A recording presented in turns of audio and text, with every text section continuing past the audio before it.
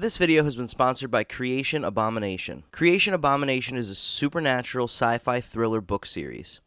It has to do with cloning, good versus evil, has ethical issues, and gets super creepy. It occurs in present day and is based on accurate science. There are tons of supernatural events from demonic possessions to angelic interventions.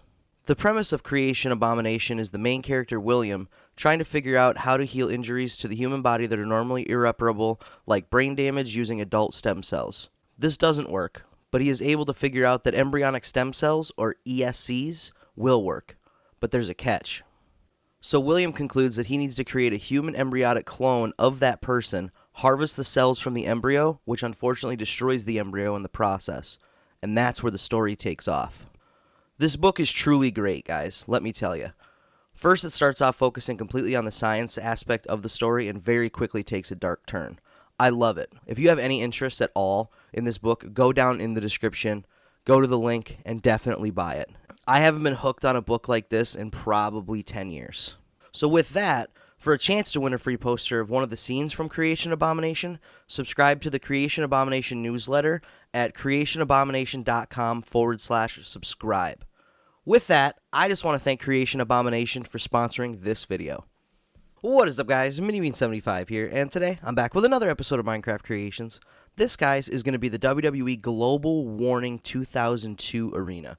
This event has been requested for quite a while, and I'm really excited to show you guys what it looks like. I think it looks awesome. I'm definitely curious to know what you guys think about it.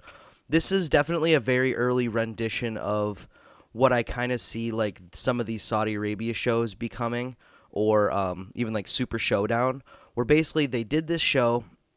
It was a big show, obviously, in Melbourne, Australia, but the production was not super huge. It was also one of the early ones that they did where they really started looking at doing big indoor arenas again. Obviously, they did like WrestleMania 19 was a big one, but the production value, like the production stuff, was way bigger than this. This one was actually pretty small for the most part, but I think it definitely helped open some doors to kind of get to where they are now. So the first thing, let's take a look at the stage itself. The stage, as you can see, is very plain.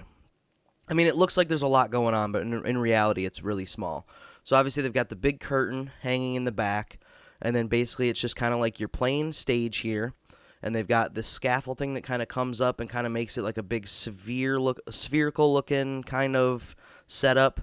Kind of to go off of like, if you can remember like the SmackDown stage at that time where it had the fist underneath it, it kind of had like that half bowl where they'd walk out through. That's kind of where I kind of felt the same thing when I looked at this. So they've got this set up here with a bunch of different lights and stuff. And obviously right back here is where the superstars walk out down this little ramp here. And then they had a couple screens on each side. And this just shows the difference because nowadays they would have had giant screens, or this whole thing would have been a screen, or they would have had some big screen up above, where in reality they just had a couple small screens that were set up. I mean, I say small, but I mean, obviously they're bigger, way bigger than the average person. But compared to what they do nowadays, this was small. And then we go over here to the ringside area. The ringside area was pretty plain, very similar to what you'd expect like an NXT ringside area to look like nowadays. And then basically they've got the overhead ring lighting here, which was very plain, way more plain than I've ever seen. I went through and put some lighting fixtures around the top, but in reality, pretty much the ring lights were just for the ring. And then most of the other production lights were all just coming from the stage. But I thought it looked super plain, so I decided to add other ring lights up just to make it look a little bit better. But yeah, you can tell the production for this was not big. I assume at the time when they did this show, they were like, well, we're not going to throw a whole bunch of money into it. Let's see how it does. Obviously, I'm pretty sure the whole stadium was packed because there hadn't been a show in Australia in quite a while, other than maybe like just some live shows. So this, I think, was the first televised show in Australia in quite a while. But yeah, I think this looks awesome. I'm definitely curious to know what you guys think about it. This was actually really fun because this was the first time I ever got to watch Global Warning. I had never watched it before. And then I remember being a kid when I used to love, I remember having the Survivor Series 2002 VHS. That's how old I am, guys. I used to use VHSs.